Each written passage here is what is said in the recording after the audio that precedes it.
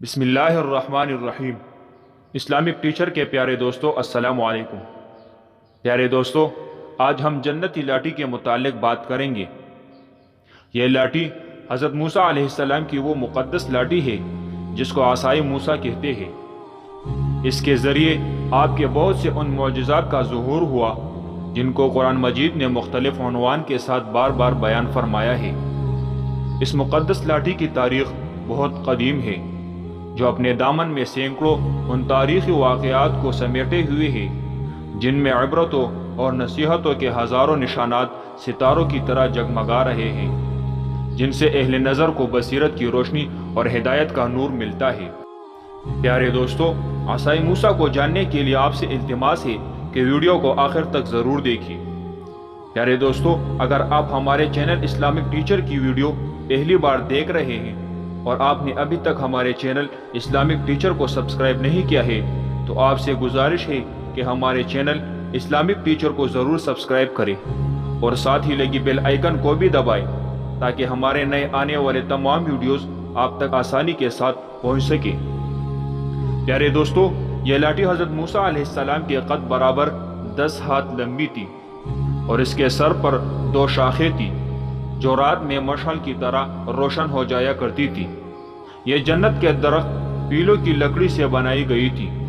اور اس کو حضرت آدم علیہ السلام بہشت سے اپنے ساتھ لائے تھے۔ چنانچہ حضرت سید علی اجہوری رحمۃ اللہ علیہ فرماتے ہیں کہ حضرت آدم علیہ السلام کے ساتھ عود، خوشبودار لکڑی، حضرت موسیٰ علیہ السلام کا عصا جو عزت والی پیلوں کی لکڑی کا تھا،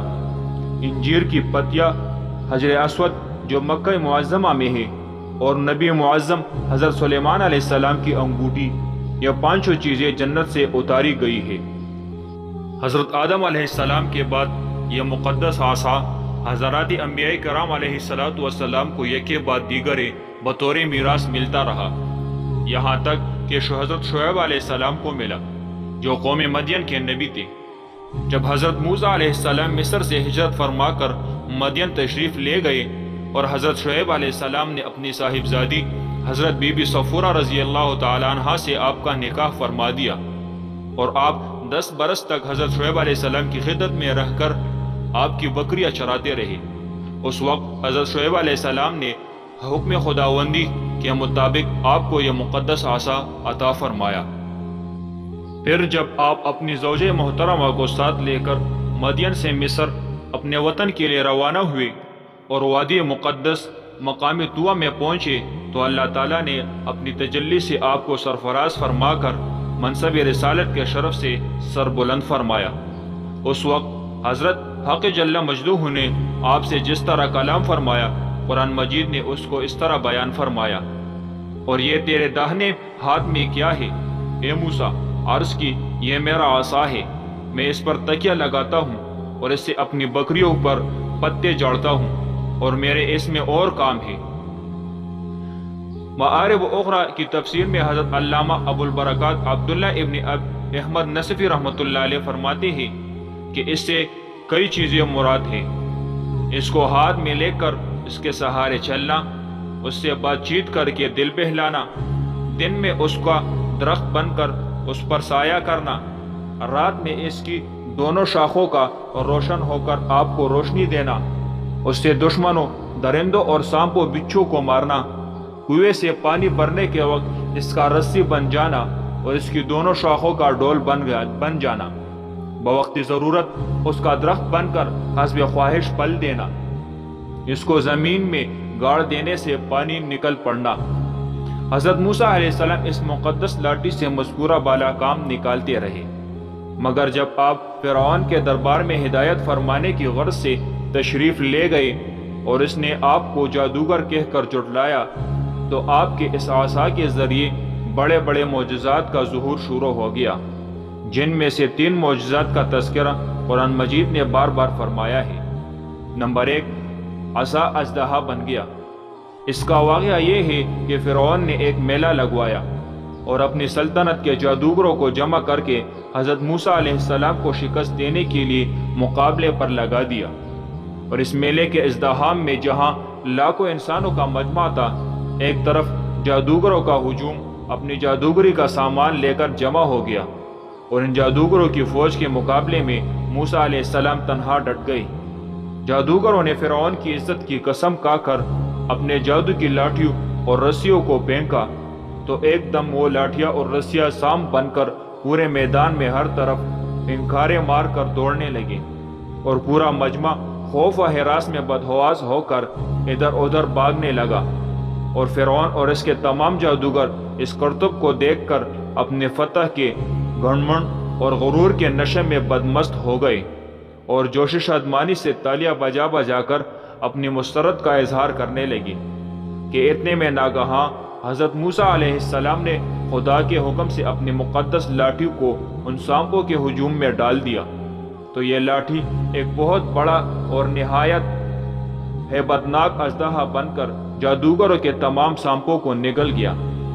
یہ معجزہ دیکھ کر تمام جادوگر اپنی شکست کا اعتراف کرتے ہوئے سجدے میں گر پڑے، اور بآواز بلند یہ اعلان کرنا شروع کر دیا کہ آمنا برب ہارون و موسیٰ، یعنی ہم سب حضرت ہارون اور موسیٰ علیہ السلام کے رب پر ایمان لائے۔ نمبر 2، عصا مارنے سے چشمے جاری ہو گئے۔ بنی اسرائیل کا اصل وطن ملک شام تھا، لیکن حضرت یوسف علیہ السلام کے دور حکومت میں یہ لوگ مصر میں آ کر آباد ہو گئے، اور ملک شام میں قوم عمالق کا تسلط اور قبضہ ہو گیا، جو بدترین قسم کے کفار تھی۔ جب فرعون دریائے نیل میں غرق ہو گیا اور حضرت موسیٰ علیہ السلام کو فرعون کے خطرات سے اطمینان ہو گیا، تو اللہ تعالیٰ نے حکم دیا کہ قوم عمالقہ سے جہاد کر کے ملک شام کو ان کے قبضہ و تسلط سے آزاد کریں۔ چنانچہ آپ 6 لاکھ بنی اسرائیل کی فوج لے کر جہاد کے لیے روانہ ہو گئی، مگر ملک شام کی حدود میں پہنچ کر بنی اسرائیل پر قوم عمالقہ کا ایسا خوف سوار ہو گیا کہ بنی اسرائیل ہمت ہار گئی اور جہاد سے منہ پھیر لیا۔ اس نافرمانی پر اللہ تعالیٰ نے بنی اسرائیل کو یہ سزا دی کہ یہ لوگ 40 برس تک میدان تیہ میں بھٹکتے اور گھومتے پھرے اور اس میدان سے باہر نہ نکل سکے۔ حضرت موسیٰ علیہ السلام بھی ان لوگوں کے ساتھ میدان تیہ میں تشریف فرماتے۔ جب بنی اسرائیل اس بے آب و گیاہ میدان میں بھوک و پیاس کی شدت سے بے قرار ہو گئے، تو اللہ تعالیٰ نے حضرت موسیٰ علیہ السلام کی دعا سے ان لوگوں کے کھانے کے لیے من و سلوہ آسمان سے اتارا۔ من شہد کی طرح ایک قسم کا حلوہ تھا، اور سلوہ بنی ہوئی بیڑیے تھی۔ کھانے کے بعد جب یہ لوگ پیاس سے بے تاب ہونے لگے اور پانی مانگنے لگے، تو حضرت موسیٰ علیہ السلام نے پتھر پر اپنا عصا مار دیا، تو اس پتھر میں 12 چشمے پھوٹ کر بہنے لگے، اور بنی اسرائیل کے 12 خاندان اپنے اپنے ایک ایک چشمے سے پانی لے کر خود بھی پینے لگے اور اپنے جانوروں کو بھی پلانے لگے، اور پورے 40 برس تک یہ سلسلہ جاری رہا۔ یہ حضرت موسیٰ علیہ السلام کا معجزہ تھا جو عصا اور پتھر کے ذریعے ظہور میں آیا۔ قرآن مجید نے اس واقعے کو اس طرح بیان کیا ہے، اور جب موسیٰ علیہ السلام نے اپنی قوم کے لیے پانی مانگا تو ہم نے فرمایا اس پتھر پر اپنا عصا مارو، وہ فوراً اس میں سے 12 چشمے بہہ نکلے۔ ہر گروہ نے اپنا گھاٹ پہچان لیا۔ نمبر 3، عصا کی مار سے دریا پھٹ گیا۔ حضرت موسیٰ علیہ السلام کی ایک مدت دراز تک فرعون کو ہدایت فرماتے رہے اور آیات و معجزات دکھاتے رہے، مگر اس نے حق کو قبول نہیں کیا، بلکہ اور زیادہ اس کی شرارت و سرکشی بڑھتی رہی، اور بنی اسرائیل نے چونکہ اس کی خدائی کو تسلیم نہیں کیا، اس لیے اس نے ان مؤمنین کو بہت زیادہ ظلم و ستم کا نشانہ بنایا۔ اس دوران میں ایک دم حضرت موسیٰ علیہ السلام پر وحی اتری کہ آپ اپنی قوم بنی اسرائیل کو اپنے ساتھ لے کر رات میں مصر سے ہجرت کر جائیں۔ چنانچہ حضرت موسیٰ علیہ السلام بنی اسرائیل کو ہمراہ لے کر رات میں مصر سے روانہ ہو گئے۔ جب فرعون کو پتہ چلا تو وہ بھی اپنے لشکروں کے ساتھ لے کر بنی اسرائیل کی گرفتاری کے لیے چل پڑا۔ جب دونوں لشکر ایک دوسرے کے قریب ہو گئے تو بنی اسرائیل فرعون کے خوف سے چیخ پڑے کہ اب تو ہم فرعون کے ہاتھوں گرفتار ہو جائیں گے، اور بنی اسرائیل کی پوزیشن بہت نازک ہو گئی کیونکہ ان کے پیچھے فرعون کا خونخوار لشکر تھا اور آگے موجیں مارتا ہوا دریا تھا۔ اس پریشانی کی عالم میں حضرت موسیٰ علیہ السلام مطمئن تھے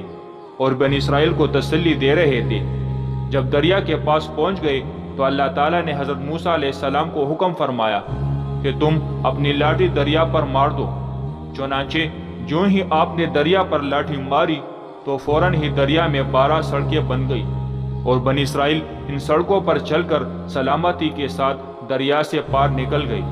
جب فرعون دریا کے قریب پہنچا اور اس نے دریا کی سڑکوں کو دیکھا تو وہ بھی اپنے لشکروں کے ساتھ ان سڑکوں پر چل پڑا، مگر جب فرعون اور اس کا لشکر دریا کے بیچ میں پہنچا تو اچانک دریا موجیں مارنے لگا اور سب سڑکیں ختم ہو گئی، اور فرعون اپنے لشکروں سمیت دریا میں غرق ہو گیا۔